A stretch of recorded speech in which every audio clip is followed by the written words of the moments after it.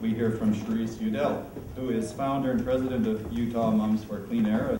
Among that group's many successes in protecting children's health include legislation and funds to retrofit all the diesel school buses in Utah and the rerouting of a major highway that would have run adjacent to 21 schools. She has a BA in cultural anthropology from UC Berkeley and a pending master's in environmental health and social ecology at Yale University. Welcome.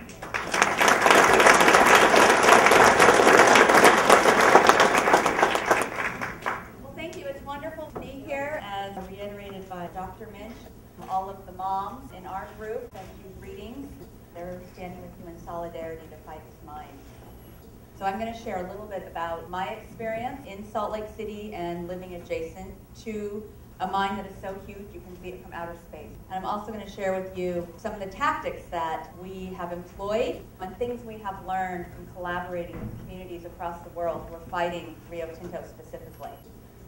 So this is Salt Lake City where we live, and I see very much the parallel between your valley and our valley, which is one reason why Gina contacted us to get involved. This was the winter of 2007 in Salt Lake City. This is coming down from the ski resorts and looking down into our valley. We had just moved to Salt Lake City from California. I'd lived in the Bay Area before, where we have lots, obviously, of ocean breezes, and we don't get the accumulation, and we don't have anything called an inversion. And my husband, who grew up in Utah, had warned me there will be these inversion things when we move to Utah, and it makes it just very cold. He didn't mention the pollution problem, I think because he had forgotten, because he hadn't lived there for quite a while. So the first winter we were there, this happened. I could taste the air, I could smell the air, had the feeling I could almost cut the air. I was like, why isn't anyone talking about this? There was no conversation, no public conversation about it whatsoever. And I kind of was just thinking, this can't be healthy. And so I had this gut mother bear instinct that I was locking my kids in a windowless room full of chain smokers. Sure enough, turns out that gut instinct was absolutely right on, because Dr. Brian Minch, I didn't know him at the time, but he wrote an op-ed soon after that inversion. And he described in that op-ed, one, that our children will never develop their full lung capacity growing up in the Wasatch Front. Two, that they would statistically have 2 years shaved off their lives from growing up there. And then third, that a red air alert day, like you saw in that picture, is virtually the equivalent of smoking a half a pack of cigarettes. As a mother, that idea so profoundly disgusted me. I looked down, my little baby, she was about that is actually her. And actually this is photoshopped. I don't encourage smoking, obviously. She was actually, we are at the beach and she's eating sand in that picture, so that's why she has that funny face. She was about that old. When I read that op-ed by Dr. Minch, I imagined a cigarette dangling from her mouth. I had that exact image. She was on the floor innocently playing with her blocks. And it just hit me in the gut that I had to do something and I had to do it now. First, I thought, well, see, what can I do? I can organize moms, because I'm a mother. We just recently moved to Salt Lake City, but I was already involved in the Leche League and at the preschool, the neighborhood. And I thought, okay, I'm sure other mothers feel the same way I do. I'm going to reach out to moms. And let's see, we could call the group, let's see, Utah Moms Against Air Pollution. No, let's be for something, Utah Moms for Clean Air. I thought that's a good name. So I called my husband on the phone. I said, honey, do you think I should organize moms on this clean air issue? Do you think I should start a group called Utah Moms for Clean Air? And he said, sure, honey, that sounds great. I've got to go to a lunch appointment, click. And so now 6 years later, here we are doing what we're doing. And so Utah Moms for Clean Air was born that day because I sat right down and wrote a very heartfelt letter, sent it out to about the 100 moms that I knew.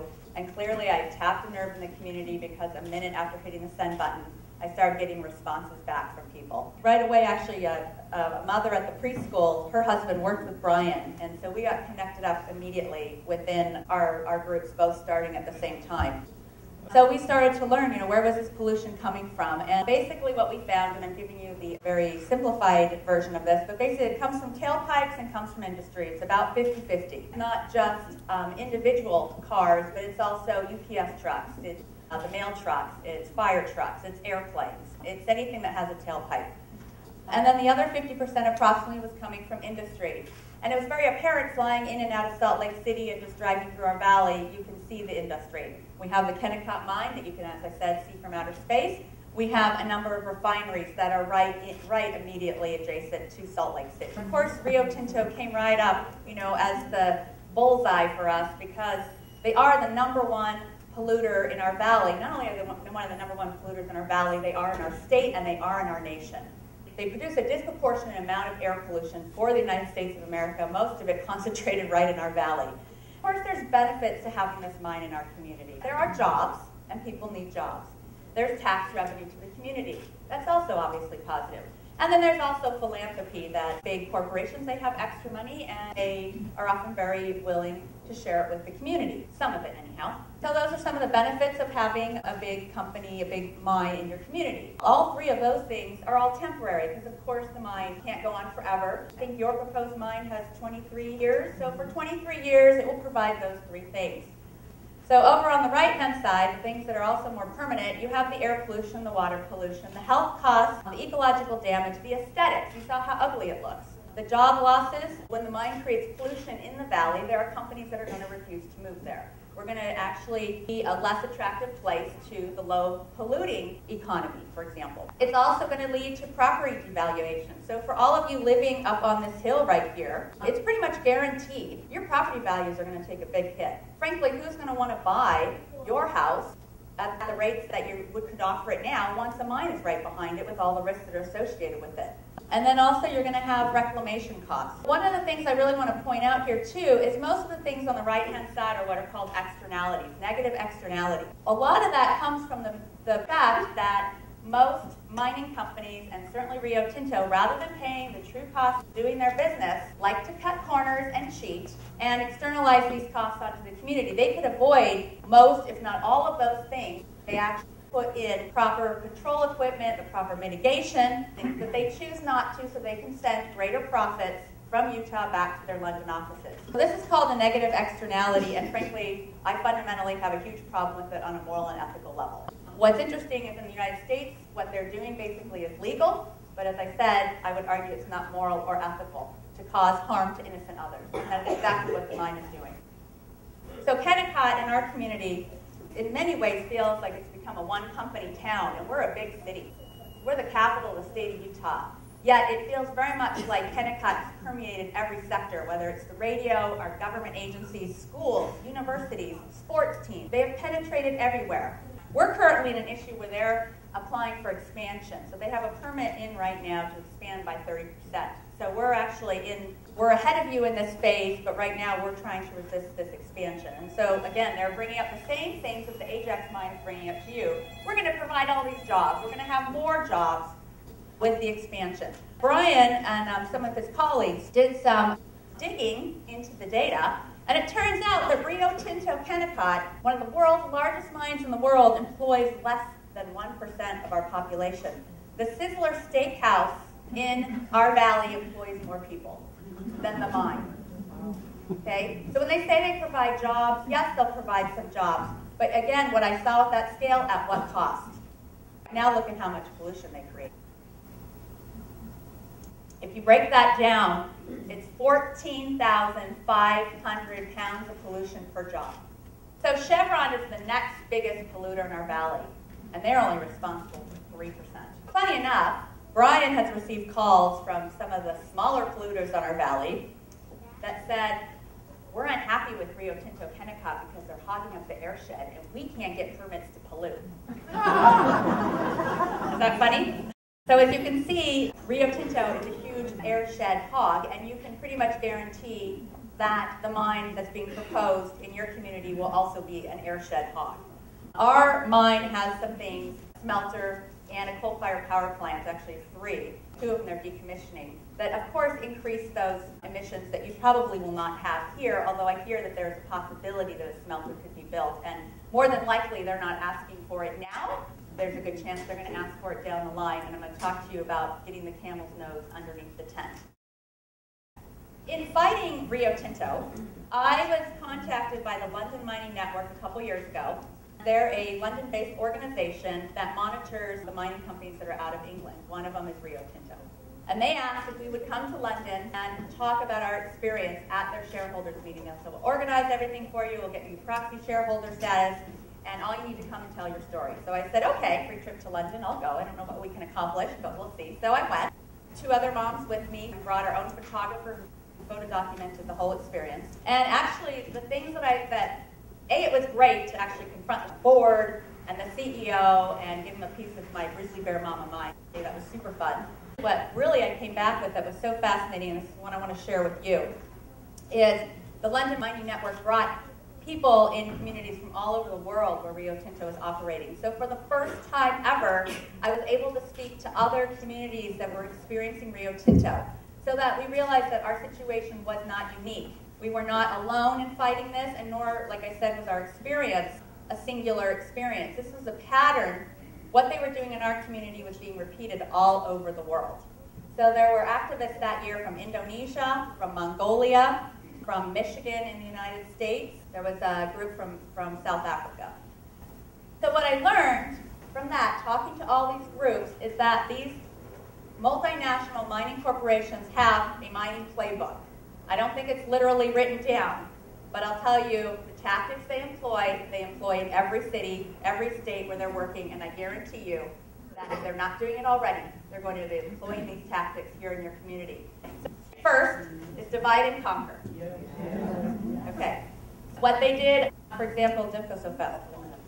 Just getting ahead of you there, Brian. What's really interesting, Utah Moms for Clean Air was, along with Dr. Mitch with Utah Physicians for a Healthy Environment, were the most vocal opponents against the mine expansion. I was president of the organization for the first year, and then I passed the torch on to another mom in our group.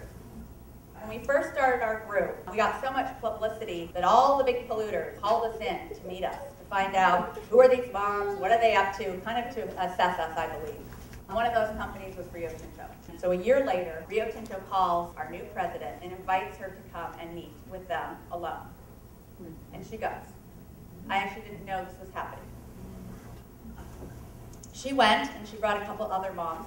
They felt, these moms who were a little more conservative in their approach than I am, thought that working with the community liaison person and some of the other staff at Rio Tinto, that they could affect more change by those conversations than they could by the rabble-rousing we were doing on the outside, by writing op-eds, I guess we call them opinion pieces here, holding demonstrations out in front of their plants, demonstrations at our air quality meetings, etc. So they were in these meetings it went on a few months.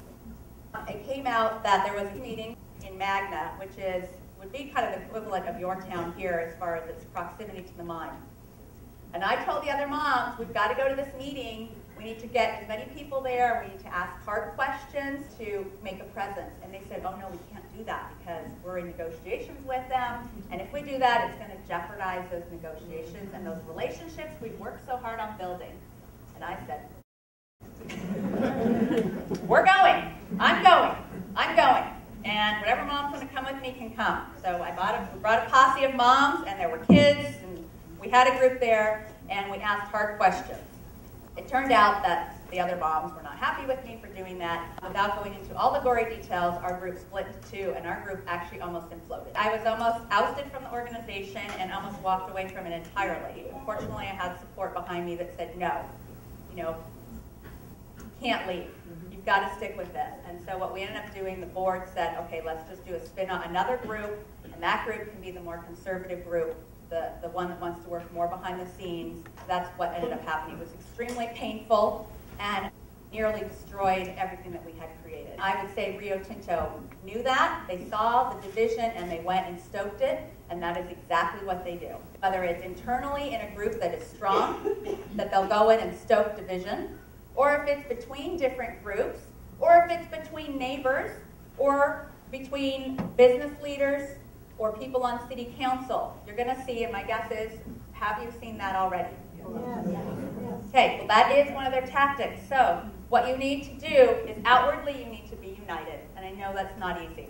And I know that there's the groups that are against the mine, you together must be united. And so one of the things that we learned from that, never meet with Rio Tinto alone. Go with all the other groups in an open forum and you have dialogue. But you do not go in there alone. They will offer you money. They will offer you all sorts of perks and benefits, and you'll feel all proud that I'm negotiating with the CEO of this big, huge mining corporation. But what they're going to do is they're then going to go behind your back, like at the shareholder meeting in London that I went to, and say, oh, we have community consent at this group because this group, Utah Moms for Clean Air, agreed what we're doing is best mining practices and they support what we're doing. Okay, well, fortunately that never happened. That is what they do, because I've been to the shareholders meeting and I have seen in case study after case study where they list out the groups that are supporting, and they call that community consent. Why do they even bother doing that? Because shareholders get nervous and investors get nervous when there is resistance to their activities. They want to make it look like all their ducks are lined up and everybody's on board. And they've already done that here. Listed groups supporting. There you go. Okay, so I am playbook. There's the playbook right there. It's amazing. They do the same thing over and over in every community. And if I hadn't gone to London, I would have had no idea. Divide and conquer is one tactic. So what you need to do as a community, you need to band together. You need to also create the broadest coalition that you can. We now have Kamloops Moms for Clean Air. We're hoping that because of Dr. Minch's visit that there might be British Columbia Doctors for Healthy Citizens, or that could be another group. And then I'm sure you have the angler groups. I understood that the lakes that you have, there's going to be anglers who are going to be motivated. There's cattle ranchers who are not going to want that mine. You need to reach out to all of those communities and band together and go then and negotiate with your city council, your mayor, your provincial leaders. You need to bring leaders from all those groups, and you need to stand united against this project. Our city council has no. Yeah, I've met quite a few neutered city council members. I'm going to speak up. So then you know what you need to do? I'm You going go to up to speak the up. next level. There are a few of us here taking in all of the information, so I do ask that you be respectful, and it'll be returned. My apologies. I'm speaking in Utah. I think you're right. So my apologies. So what you need to do then is go to city council, then go to the next level. So Utah Moms for Clean Air, the first month we were formed, we went right up and made a meeting with our governor. We had moms that brought babies, we had nursing moms in that meeting, and we told them we need clean air. So I recommend that you skip into the local level and just go up higher. And then you have the different levels of environmental regulation. You need to go to those organizations, united citizenry. You've got to find people in there that are going to be sympathetic. And if they're not being sympathetic, you need to make a lot of noise in the media. You need to embarrass them, because they are not standing up for what's right in this community more than likely. Okay? The next thing that the companies like to do, they are very wealthy. They have lots of money, and they're very happy to throw around the equivalent of what are nickels and dimes and quarters to us. Okay, Rio Tinto made a profit of over $14 billion last year. For them to put $10 million into this, and $5 million into this, and $3 million into that, is like me putting $100 over here, $100 here, and $100 here. It has no impact on our family economy. So has that happened? Yes. Okay, so are they funding sports teams? Are they funding school programs? Are they seniors? Okay, so that's what they're going to do. They're going to start putting money in the community, and people that really care about those projects legitimately will say, well, we suddenly got $2 million and we didn't have that $2 million before, so I'm just going to sort of ignore what's happening with the mine because I really care about the children that this $2 million is going to help. I really care about this $1 million that's going to underwrite sports teams because I really think that sports is so important for our children's development. And I'm going to kind of now ignore this mine. Well, that's exactly what's happened in Salt Lake City, which is why Brian and I are two of the only people. I mean, actually, there is a larger coalition, but we are probably the two most vocal people against the mine because so many others cannot speak out about it because their jobs will be jeopardized. My husband has been chastised. He's a professor at the University of Utah Mechanical Engineering. He was department chair at the time when I wrote an op-ed saying there's no such thing as clean coal. He got called in by his dean and said, Professor Udell, you need to control your wife. And which he said, Dean Brown, can you control your wife? So that was the end of that conversation. But my husband, as department chair, felt like he couldn't stand up and speak out about these issues because it would be jeopardizing funding that his colleagues were receiving. So he wasn't personally receiving it, but he has to work with these people every day. And he didn't want to jeopardize that. He does speak out a little bit, but he's very cautious about what he says. We have that problem all across the universities. We have that problem across our media. We have that problem across all sorts of different institutions that would otherwise maybe stand up.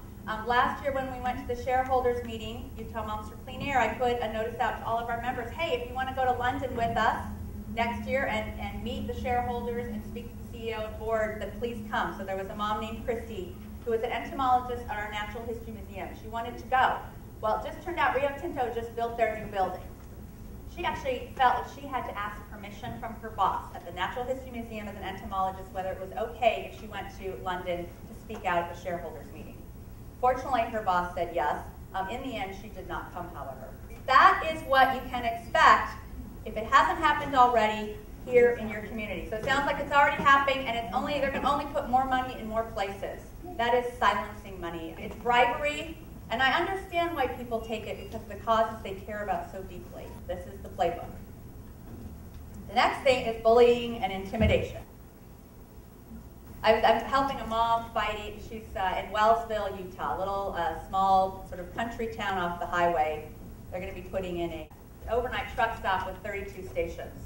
And the developer doesn't want to spend the money for the electric hookup, so he wants to allow these trucks to idle all night long. Now, as Dr. Minch has clearly delivered to you, diesel fuel is extremely toxic. It is a known carcinogen, and children that are chronically exposed to it have up to 600 times greater rate of getting childhood leukemia. This is absolutely unacceptable. There's a community right across the street where there are 90 children, literally across the street. At the city meeting, now, of course, this is not the mine, but this is an example of intimidation. So one mom got up and spoke out at the city council meeting, and she was called a bitch by the developer.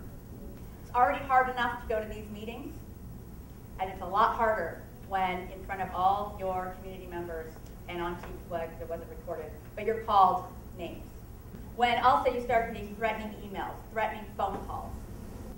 The last year when I went to the Rio Tinto meeting, so I've been twice now, there was a woman that was there. The mine wanted, they actually were right at the edge of her property. They had offered to buy her property. She had refused.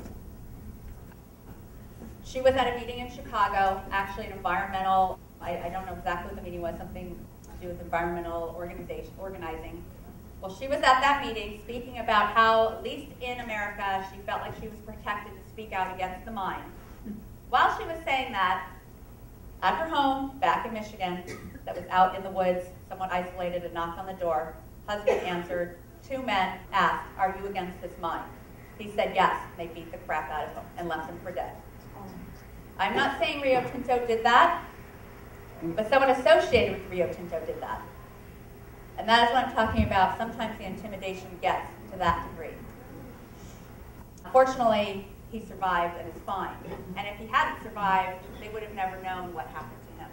But he was able to tell the story that it actually was 2 men that came and asked, are you against this mine? I don't know if that level of intimidation has happened. Don't be surprised if it does. And it might not actually be from someone, it's probably not going to be from the company directly. It's going to be from someone who feels threatened, they need a job, and they're feeling threatened that you are against them getting a job. And then they come out and retaliate. From all the work that I do, Brian, also, we get threatening emails all the time. Fortunately, we get way more emails that are supportive, but just this week, again, I've gotten 2 or 3 emails that were veiled threats for the work that we're doing. The next thing in the playbook is what I call the camel's nose under the tent. Rio Tinto has been in our community for over 100 years. So our mine is already there. And my position always, Utah Mom's position with that mine is we're not interested in closing the mine down. It's already there. It's providing jobs. It provides valuable commodities for the world that the world uses. I use copper that comes out of that mine, for example, in my hybrid. Requires copper. So lots of the things that we do, a lot of the modern technology depends on the commodities coming out of it. All that Utah Moms for Clean Air asks is that they just pay the true cost of doing their business and stop cutting corners and stop cheating so that they can make more profit to send back to London at our expense. But once the mine is in, very hard to shut it back down. And mines like to expand. I'm sure right now their little project is relatively small on what they're asking the permit for. Pretty much guaranteed, based on the history of Rio Tinto and all the other mines that we have looked at, that there is going to be another permit in the future where they're going to want to expand just a little more over here, and then there's going to be another one where it's going to expand a little more over here, and before you know it, that entire hillside over there that you love is going to be decimated. Camel nose under the tent. Once they get in, they're in. We're dealing with the other end Okay. Okay. So nothing against camels. They're wonderful animals. Actually, I was just telling Brian when I was in Egypt traveling, some man offered to buy me for 100 camels, and I wasn't sure if I should have been flattered or offended. I wasn't sure. Flattered? Okay. As an example with Rio Tinto, they have, in the last 100 years, they have had countless expansions, and they have displaced 10,000 people and destroyed multiple towns. And now they're asking for another permit to expand another 30%. What's interesting is another tactic they'll do. They'll say, oh, we know we're creating a lot of extra air pollution, but if you let us expand, we'll mitigate that and you'll have even less air pollution. We'll expand, but you're going to benefit with with less air pollution. In which case, my husband recently said, isn't that kind of holding the community hostage? They know the air pollution is toxic and dangerous. They know that it's killing people. But they're not going to actually put in the control technology that is needed unless we approve the expansion. It sounds like tactics that the mob would be using. Meeting all these other communities in London. In literature, Rio Tinto says they have a standard operating practice ethic. What we found is that in every community where they're operating, they do different things, some of them more egregious than others. So one of the plus things that I learned about Utah is we're actually one of the best case scenarios. That's because it's the United States of America and there are certain standards. We have an EPA. We do have some regulatory oversight. We would not allow in America for a company to come in the year 2013 and tell people they have 10 minutes to get out of their homes and then burn them down. In Indonesia, that's allowed. So that's what they did. So what I learned is community where the mine is operating sets the bar, sets the expectations of behavior. And thank God our bar is not that low. Our bar is here, but why is it not here? The mine can't pick up and move in a huff. If we say we want this, this, and this, they can't pack up the mine and move. That mine is so profitable that they could implement every single requirement that we ask and they would still make a profit. Why don't we ask them? How is that not good for the Utah economy? How is asking them to put in the full pollution abatement controls that would create thousands of jobs and bring in hundreds of millions of dollars to the Utah economy, how is that bad for our economy? And that's unfortunately where our political leaders are. Well, we have to choose between clean air or a strong economy. So I want to take this moment to just say that no, you don't.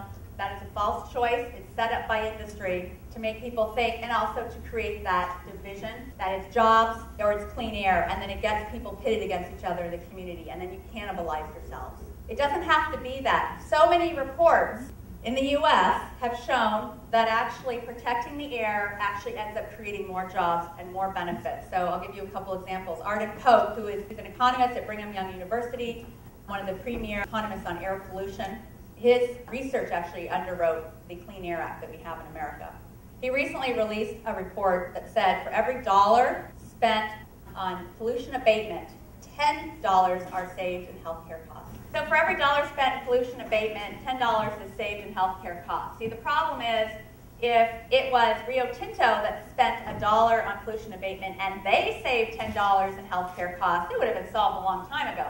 But it's Rio Tinto that has to pay the dollar in pollution abatement, and it's the community that saves the $10. So that is where the disconnect is. There's another EPA report that came out. First off is that it was the most important public health policy tool ever implemented in America.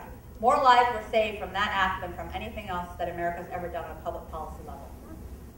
2, for every dollar spent on pollution abatement, $30 to $90 of benefit went to the community. So included in that are healthcare costs, included in that are not having your property values devalued, et cetera, et cetera. So for every dollar spent in pollution cleanup, $30 to $90 of benefit went to the community. So again, tell me how cleaning up the air is not good for the economy. What is really trying to be said is cleaning up the air is not good for Rio Tinto's economy. That's pure greed, because that company made $14 billion last year, and a big chunk of those billions came from our mine in Utah. They can afford to do the cleanup. And if they do, they're actually going to create more jobs. Find out just what any people will quietly submit to, and you have the exact measure of the injustice and wrong which will be imposed on them.